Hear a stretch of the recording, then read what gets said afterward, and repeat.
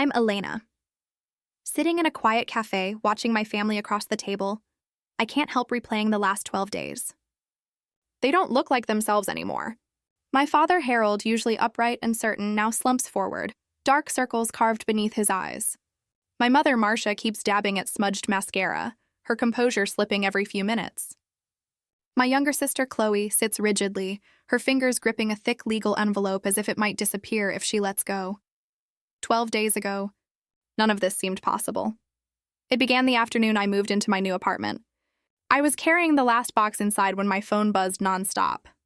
I expected a delivery update. Instead, I saw a social media post from my mother. It was a picture of me from that morning, smiling, hopeful, standing in front of my new place.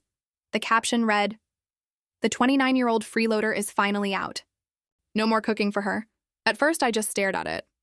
Then the comments started pouring in, laughing reactions, jokes, people bringing up old failures I had long buried. Even Chloe tagged her friends. My ex liked it, I didn't cry. I didn't argue. I simply took screenshots of everything and liked every single comment. My family had never understood what I did. I run a digital strategy firm remotely. It started small, just one client when I was 25, but it grew. By the time I moved out, I had multiple clients across states, contractors working under me, and enough savings to be completely independent. But to them, I was just on a laptop. What they never acknowledged was this: I had been quietly holding their lives together.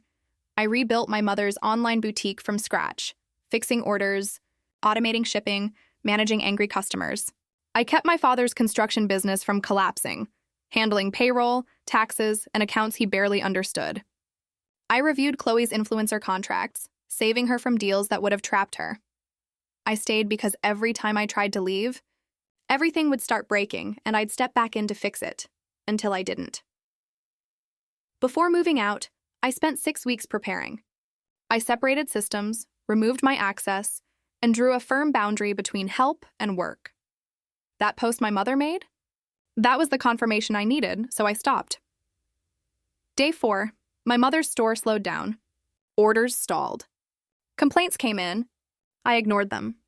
Day 5, my father texted, asking for login details. No apology. I didn't respond. Day 7.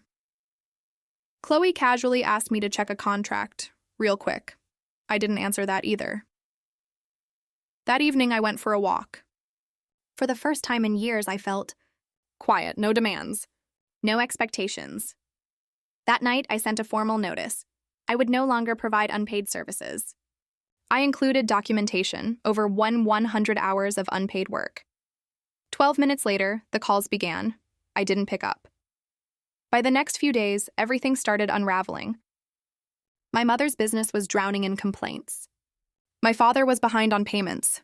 Chloe was facing legal trouble over a contract she didn't understand. On day 10, a customer publicly called out my mother's store. The post spread quickly. People began realizing who had actually been running things behind the scenes. The laughter stopped. On day 12, my mother finally called. She was crying before she even spoke. She said the post had been a joke, that she didn't realize how far it would go.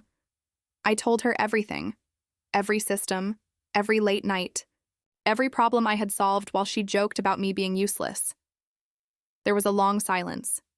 Then she said quietly, "I was wrong." An hour later, my father asked to meet. That's how we ended up here. Now, sitting across from them in this cafe, I can see the difference. Not just in their appearance, but in how they look at me. I told them clearly, I'm not coming back. I'm not restoring access. If they want my help, it will be professional. Contracts, payments, boundaries. My father nodded, then asked about my rates. His face paled when I told him. My mother asked what she could do to fix things. I told her to correct the lie publicly. She did. Right there, Chloe followed. In the days after, things slowly stabilized. 2 contracts were signed. I agreed to help my father temporarily. His situation affected Chloe, and I wasn't willing to watch everything collapse completely. I refused to help my mother unless she hired real support, and I directed Chloe to a proper lawyer. Now as I sip my coffee, I feel something I haven't felt in years. Ownership. Not just of my work, but of my life. The same people who laughed at me now understand my value. Not because I explained it, but because I stopped giving it away for free. And that's the lesson I'm keeping. Never let people define your worth, especially when they benefit from underestimating it.